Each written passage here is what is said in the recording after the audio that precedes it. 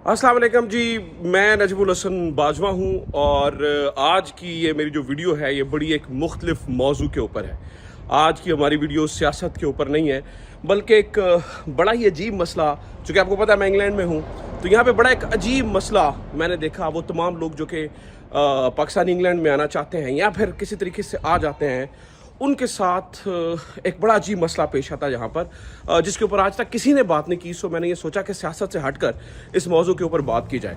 वो मसला ये है कि यहाँ पर बहुत सारे लोग, आपको पता है पाकिस्तान के अंदर हालात ऐसे हैं कि बाहर निकलना चाहते हैं, बाहर आना चाहते हैं, और बहुत सारे लोग जो है वो कामयाब भी हो जाते हैं। ऑब्वियसली वो पासपोर्ट दफ्तरों में जाकर देखें, हालात बिगड़े हुए हैं, हर कोई जो है ना वो बाहर जाना चाहता है। अच्छा, जब एक मंजिल तो पास हो जाती है लोगों की कि वो वहाँ से निकल आते हैं और किसी तरीके से यहाँ पे पहुँच जाते हैं, प्रॉब्लम यहाँ पर होती है कि जब यहाँ पर आ जाते हैं उसके बाद फिर वो जो सफरिंग्स मैंने यहाँ पे लोगों की देखी हैं, मैं ये डिस्करेज नहीं करने वाला कि मत आए, इंपॉर्टेंट बात है, सुनिएगा ज़रा। जैसे कि बहुत सारे लोग आते हैं वर्क परमिट लेकर। अब वर्क परमिट लेकर आते हैं तो वो कंपनीज के साथ इनकी डील ये होती है जी, वो आपको वीज़ा जो है वो दे देंगे, लेकिन आपको टैक्स देना होता है। तो तकरीबन ये 1000 पाउंड के करीब या 700-800, यानी कि 5-6 लाख रुपए हर महीने आपको टैक्स देना पड़ता है। और फिर इन्हें समझ में आती है कि यार ये हम कौन सा और नौकरी है नहीं है, यानी आम कोई मजदूर यहाँ पे 1200-1300 पाउंड महीने के बनाते हैं। फिर जो मसला पड़ता है ना, फिर जो परेशानी पड़ती है, मैंने बहुत सारे पाकिस्तानियों को यहाँ पर परेशान होते हुए देखा है। तो मैं जब से यहाँ पर हूँ, मैं इस सिलसिले में बात करना चाह रहा था, लेकिन मुझे ये समझ नहीं आ रही थी कि इसका सोल्यूशन क्या दूँ, क्या सोल्यूशन हो सकता है पाकिस्तानियों के लिए इसका। तो फिर मैंने कुछ लोगों से बात की, बहुत ज़्यादा कंसल्टेंट से बात करें तो वो अपनी दुकानदारी चमकाना शुरू हो जाते हैं इसके अंदर कि ये कर लें वो कर लें। लेकिन फिर मुझे मैंने एक कंसल्टेंट से बात की, मैंने कहा यार इसका हल बताओ। तो फ़ायज़ा कमल बड़ी अच्छी बंदी है, मैं चाहूँगा कि उनकी इसमें थोड़ी प्रमोशन भी हो जाए। उसकी वजह यह है कि उन्होंने मुझे बात वो बताई जो आज तक किसी कंसल्टेंट ने हमें बताई नहीं है। वो ये मामला था जनाब कि मैंने उनसे पूछा कि इसका क्या हल है। उन्होंने कहा जी इसका सबसे ज़्यादा हल है, आप ऐसे ना आए, सबसे पहले बंदों को चाहिए कि वो इंग्लैंड या किसी भी मुल्क में विज़िट के ऊपर जाएं और विज़िट पे जाकर वो देखें कि वहाँ पर उनके क्या हालात हैं, क्या मामलात हैं, और फिर जो है वो यहाँ पर रहने का सोचें या देखें कि क्या किया जा सकता है। और क्योंकि यहाँ पर आकर फिर बहुत सारी अपॉर्चुनिटीज़ होती हैं, एक दफ़ा विजिट पे आए उसके बाद चले जाएं और फिर अपनी चीज़ों को चेंज करें। तो मैंने कहा यार विजिट पे तो यहाँ पर वीज़ा शीज़े लगते ही नहीं है। सो शी टोल्ड मी यार ये इसके लिए किसी कंसल्टेंट की ज़रूरत भी नहीं है, आप खुद ही अप्लाई कर सकते हैं, बस आपने अपने डॉक्यूमेंट्स को ठीक तरीके से प्रेजेंट करना होता है और ये बड़ी सारी चीज़ें आसान हो सकती हैं। तो मैंने उनके साथ बड़ी डिटेल गुफ्तगू की, फिर मैंने उन्हें कहा कि यार लेट्स मेक अ वीडियो, आपकी प्रमोशन भी हो जाएगी, ठीक है। आपकी प्रमोशन भी हो जाएगी, क्योंकि आपने जो बात करी है वो मुझे आज तक मैंने किसी कंसल्टेंट से सुनी नहीं, और बहुत सारे पाकिस्तानियों की हेल्प भी होगी। तो मैंने उनके साथ एक वीडियो बनाई है, क्योंकि उन्होंने बात बहुत डिफरेंट बताई है।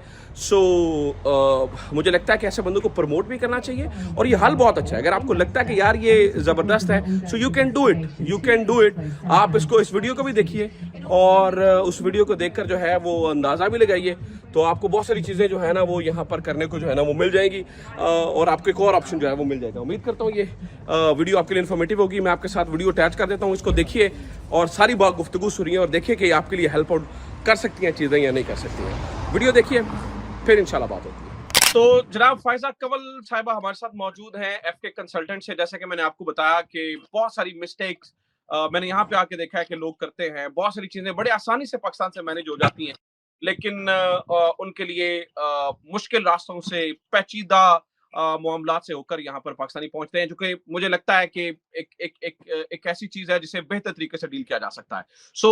हमने ये सोचा कि मैं मुख्तलिफ कंसल्टेंट से बात की।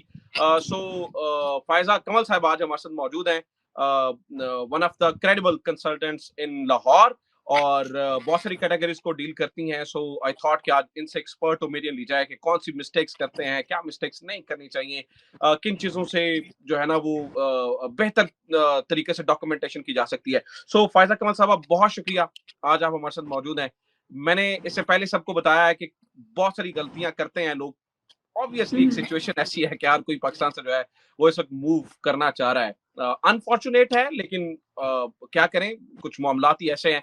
अ, इस हड़फली में जल्दी-जल्दी में बहुत ज़्यादा मिस्टेक्स लोग करते हैं। So what do you think, आपके ख़्याल में क्या ऐसी चीज़ है, कौन-सी ऐसी गलतियाँ हैं जो कि नहीं करनी चाहिए, जो आपको लगता है कि अगर वो सही तरीके से की जा सके तो मतलब कोई भी केस बेहतर तरीके से प्रेजेंट हो सकता है? फर्स्ट ऑफ ऑल तो थैंक यू सो मच आप अपना टाइम देने के लिए और मेरे साथ एक प्रोग्राम करने के लिए। इसमें आपको बताना चाहूँगी, अगर हम ये बात करें कि मिस्टेक्स कौन-सी की जाती हैं, तो आपको पता है कि पाकिस्तान में ये न्यूज़ बहुत चल रही होती है कि बैंक स्टेटमेंट के बगैर आप किसी भी कंट्री का वीज़ा अप्लाई कर सकते हैं। आपकी जो है वो स्टेटमेंट रिक्वायर्ड नहीं होती है। तो ये हमारी बेसिक मिस्टेक्स हैं जिनको हमें पहले कवर अप करना होता है। एक चीज़ आपको बताने की बहुत ज़्यादा ज़रूरत है लोगों को कि बैंक स्टेटमेंट आपकी प्रोफ़ाइल में बहुत एक स्ट्रॉन्ग आपका डॉक्यूमेंट है जिसकी बेस पे इन्वेस्टर ने आपको वीज़ा अप्रूव या रिफ्यूज़ की तरफ लेके चलना होता है। और सेकंड थिंग, इसमें आपकी जो ट्रांज़ैक्शंस होती हैं वो बहुत मैटर करती हैं कि आप अपने अकाउंट को किस तरीके से रनिंग में लेके आ रहे हैं, प्रॉपर ट्रांज़ैक्शंस के साथ है या आप इसमें अमाउंट एकदम से डिपॉज़िट कर रहे हैं। देखिए, अगर हमने एकदम से अमाउंट डिपॉज़िट करी, कुछ लोगों का कहना होता है कि हमने बैंक स्टेटमेंट अटैच की है, अगर मैंने इसमें क्लोजिंग इसको 1 मिलियन करना है, 2 मिलियन करना है, तो मैं इसको 2 स्टेप्स में इसमें क्लोजिंग शो करवा सकता हूँ या एक ही दफ़ा में इसमें शो करवा लूँ, तो ऐसा बिल्कुल नहीं होता है। आपने इसको ट्रांज़ैक्शंस में प्रॉपर मेंटेनेंस के साथ अपनी बैंक स्टेटमेंट शो हुँ, हुँ। करवानी होती है, बेशक आप छोटी-छोटी ट्रांज़ैक्शंस में कर लें। सही है। तो ये अच्छा चीज़ें फ़ायदा जिनको हमें मुझ चेक करना होता है। मुझे मुझे इस चीज़ का अंदाज़ा है। आई नो आप भी एक कंसल्टेंसी रन कर रही हैं। मुझे पता है आप लोग ज़्यादा विज़िट्स को डील करते हैं। लेकिन मैं चूँकि यहाँ जी। पे बहुत ज़्यादा लोगों से मिला हूँ, तो मुझे एक बड़ा कंसर्न है पाकिस्तानीज़ को लेके। सो मुझे लगता है कि उसपे भी थोड़ी-सी बात होनी चाहिए। आप क्या हुँ, करते हुँ। हैं, किस तरह से करते हैं, इस पे भी डिस्कस करते हैं। लेकिन जो मुझे यहाँ पे पाकिस्तानियों को कंसर्न लेके नज़र आया, वो ये है कि यहाँ पर आने से पहले ये वर्क परमिट्स में भी बहुत ज़्यादा जो है ना वो मिस्टेक्स कर देते हैं। मैंने देखा यहाँ पर लोग करोड़ रुपए, 2 करोड़ रुपए लगा के आते हैं और आके बेचारे आगे कंपनीज़ बंद होती हैं और बड़ा जो है ना वो खज्जल ख्वारी होती है। सो मुझे हुँ, लगता है कि अगर ये पहले आके शायद विज़िट पे आके देख लें कि भई सर्वाइव कर सकते भी हैं, ये नहीं कर सकते। मैंने बहुत सारे लोग को देखा है, यहाँ पे बेचारे 5-6 महीने के बाद सामान पैक करके वापस जा रहे होते हैं। सो हुँ। ये जो जल्दी के अंदर जो है ना वो डिसीजन लेना है और खास तौर पे फिर जैसे ताई बैठे हैं हमारे यहाँ तो पाकिस्तान के अंदर एक रविश है कि हर जगह पे 2 नंबर बंदा बैठा है। हर जगह पे जो है ना वो सुहाने ख्वाब दिखा के अलग से जो है ना वो लोगों को एक अलग पटरी पे चढ़ाने वाले बंदे बैठे हैं। सो इससे किस तरह से डील किया जा सकता है? What do you suggest to the Pakistanis कि यार ये ना करें आप? बिल्कुल, आपको भी पता है कि पाकिस्तान के जो पिछले साल से लेके अब तक जो हालात चल रहे हैं, हर बंदा ही तकरीबन बाहर जाना चाह रहा है और लोग इसमें बस ये चाह रहे थे हमें किसी भी तरीके से कोई ये बोले कि हाँ जी 100% वीज़ा लग रहा है आपका। वो विज़िट हो, वो वर्क हो, वो स्टूडेंट हो, वो कोई भी कैटेगरी हो, लोग अपना सब कुछ बेच के वहाँ पे जाने के लिए तैयार है। तो मोस्टली जो पाकिस्तान से इसमें फ्रॉड चल रहा होता है, वर्क परमिट के हवाले से होता है कि लोग यहाँ से जो है वो करोड़ों के हिसाब से पैसे भी पे कर रहे होते हैं, अपना सब कुछ बेच भी देते हैं। वहाँ पे जब जाते हैं तो वाक़ई में ही उनको वहाँ पे वैसी वर्क अपॉर्च्युनिटीज़ नहीं मिलती हैं, जैसी उनके साथ यहाँ पे पाकिस्तान में डिस्कस की जा रही होती हैं। तो इसमें आपके पास ये अच्छा ऑप्शन है कि पहले आप विज़िट पे जाएँ, वहाँ पे अपनी जो एजुकेशन उसके अकॉर्डिंग अपनी जॉब सर्च करें, अपनी फ़ील्ड से रेलेवेंट उस पे वर्क करें, उसके बाद आप उस जॉब के लिए अप्लाई भी कर सकते हैं। उसके लिए कुछ रिक्रूटमेंट एजेंसीज़ होती हैं, आप उनसे भी कॉन्टैक्ट कर सकते हैं।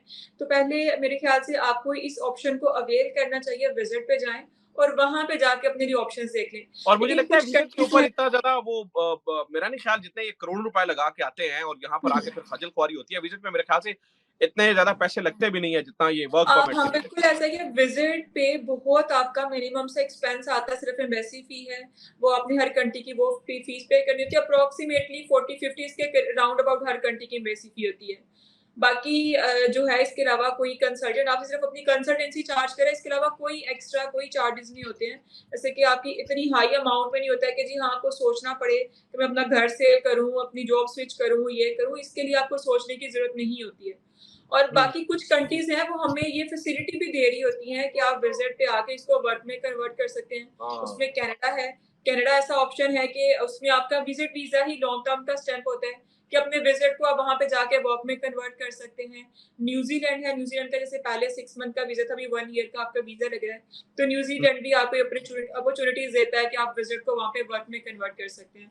तो जब कुछ कंट्रीज़ आपको ये फैसिलिटेट कर रही हैं, तो आपके लिए मेरे ख्याल से विज़िट एक बहुत अच्छा ऑप्शन होता है। कि जिसमें हाँ, अपने डॉक्यूमेंट्स क्लियर करें, बेसिक रिक्वायरमेंट को पूरा करें, तो आपके वीज़ा के लगने के चांसेस बहुत अच्छे हो जाते हैं।